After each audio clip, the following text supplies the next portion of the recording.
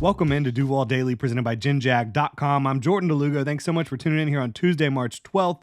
We've gotten into a lot of the free agent signings that the Jaguars are going to be making once the new league year opens on Wednesday already, but they're also signing two Baltimore Ravens, we found out later on yesterday. Devin Duvernay, the kick returner / wide receiver, and then also Ronald Darby, a cornerback, also snubbed by Will Lutz. We'll get into all of it here. Really appreciate y'all tuning in. If you enjoy the content, please like, subscribe, hit that notification bell. You can also check out genjag.com/shop, pick up some new Duval gear.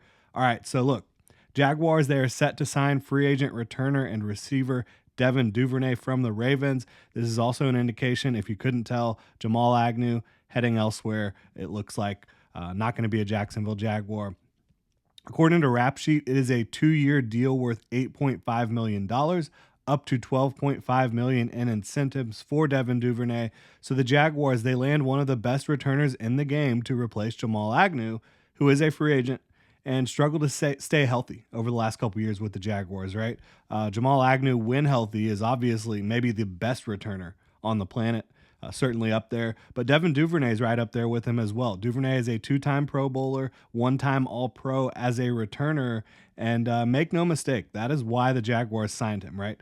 They value special teams at an extremely high level in Jacksonville. They're willing to invest in special teams. They want to remain an explosive return unit. I think they wanted to bring a guy in who they felt maybe could stay a little bit more healthy. He averages 12.8 yards per return,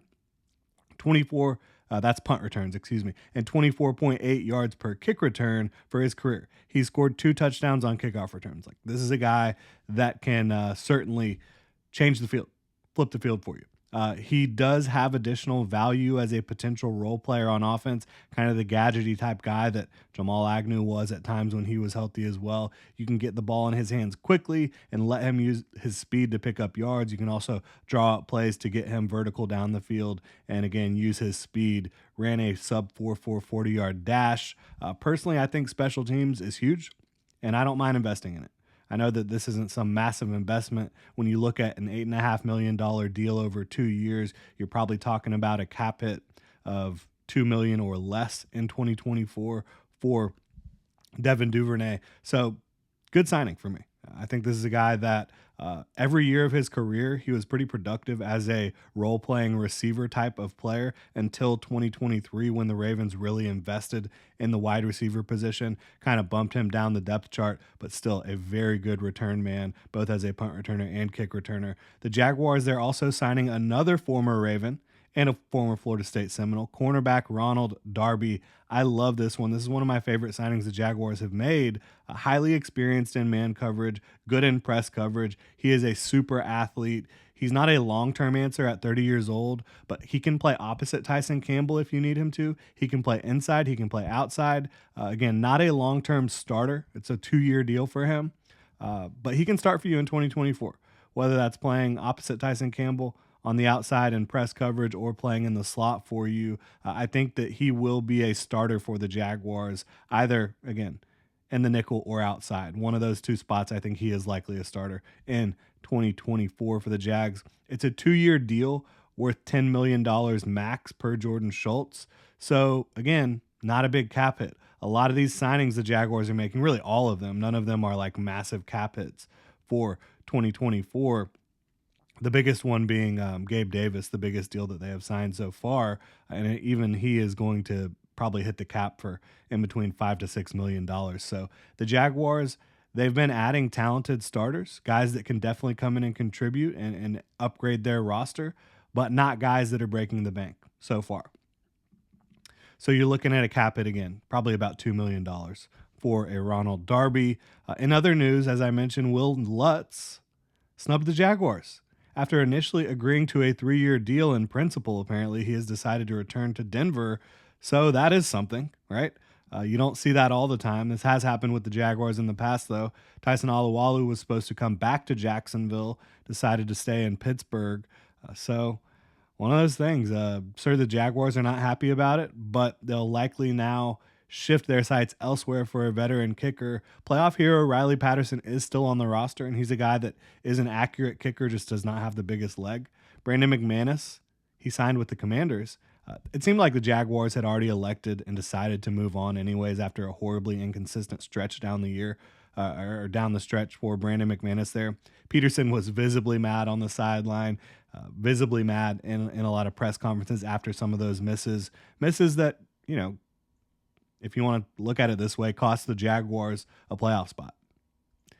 And so I still think that they will be looking for a vet kicker to come in, and there's still several guys out there that could make sense for them. So for now, the Jaguars' big additions in free agency: retaining Ezra Cleveland at left guard. Not like the most eye-popping deal, right? I think he's getting $9.5 million, something like that. But a guy who I think is a quality starter in the NFL. Not above average, not great, but he's a quality starter. He's a good run blocker. I think he's a good fit for what the Jaguars want to do. Signing Mitch Morse. Love that. Gabe Davis, Darnell Savage, Devin Duvernay, Ronald Darby. I like most of what they've done a lot. I still don't quite get the deal for Mac Jones, trading for Mac Jones, but that's neither here nor there. Not going to end up being a major impact on the Jaguars in 2024 in all likelihood. The secondary, now that you've signed Darnell Savage and Ronald Darby, is way more athletic. Like, those are two guys that can absolutely run, and they're very explosive athletes.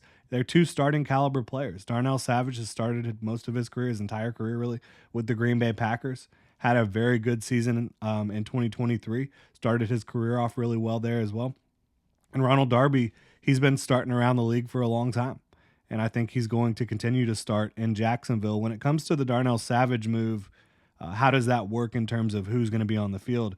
I think you're going to see a lot of Andre Sisco, a lot of Antonio Johnson, and a lot of Darnell Savage. I think that they really value his skill set and what he brings to the team. I think Gabe Davis is a great fit for the Jaguars. Again, he's the most expensive free agent signing reported so far. A guy, though, while he doesn't have the same level of talent as Calvin Ridley, he is a great fit for what the Jaguars needed because they have Christian Kirk, they have Evan Ingram. These are two guys that can really get the job done in the short to intermediate part of the field at an extremely high level. Gabe Davis is a field stretcher, so this is someone who can open up space underneath for Christian Kirk and Evan Ingram, and he right now, in my opinion, would definitely be the third target as a vertical X receiver. You try to get him passes deep down the field. You try to get him maybe in some contested catch situations. He will be their best contested catch guy and their best vertical threat at this point. I don't think he's a number one wide receiver, and he won't be featured in the offense like a number one wide receiver, but he will align where a lot of number one wide receivers align. So not a number one. He will play X, though. He will have a vertical passing element to this offense and open up things for your top two target getters in Christian Kirk and Evan Ingram. Mitch Morse, good center, experienced center, leader. Huge upgrade over the worst starting center in football, arguably, Luke Fortner. So even though he's not like a top-level center, Mitch Morse isn't, he is a massive upgrade over what you had, and I think that's a big move in the right direction. Devin Duvernay, a really, really good return man, can be an offensive gadgety type player with speed to burn. You can get him the ball deep on some shots, and you can also get him the ball quickly. For me, the top remaining needs that should be addressed in free agency are defensive line and edge depth. You have Devon Hamilton, who you feel is a good starter. You're paying Roy Robertson-Harris to be a starter. He's really more of a rotational guy, though. That's what he has always been in the NFL, what he was in Chicago and what he should be in Jacksonville. So I think you need to bring in another defensive lineman. I think you need to bring in edge depth, and there's plenty of candidates at both of those spots. Wide receiver and cornerback are interesting. You obviously want Ridley back, and we'll see how that plays out. But I think if you don't get him, you don't necessarily go sign a receiver. You do still have Zay Jones on the roster. So if Zay Jones is healthy and Gabe Davis obviously coming in healthy, if those two guys are playing on the outside some for you, I think they both can stretch the field a little bit and open up, like I said, things underneath and in the intermediate areas for Christian Kirk and Evan Ingram to really eat. So I don't necessarily think if you don't get Ridley back, you're going to sign another receiver. I think that you're going to probably draft one extremely early in the 2024 NFL draft if you can't get Calvin Ridley back. And then cornerback, I think regardless of what happens, they're going to draft a corner early. There's a lot of great corners in this draft class. I think the Jaguars first or second round. It'd be very surprising if they don't draft a corner, because you do have Ronald Darby, right? You have Tyson Campbell, obviously. Both of those guys can start. Darby can start either inside or outside. And then you have a bunch of depth guys.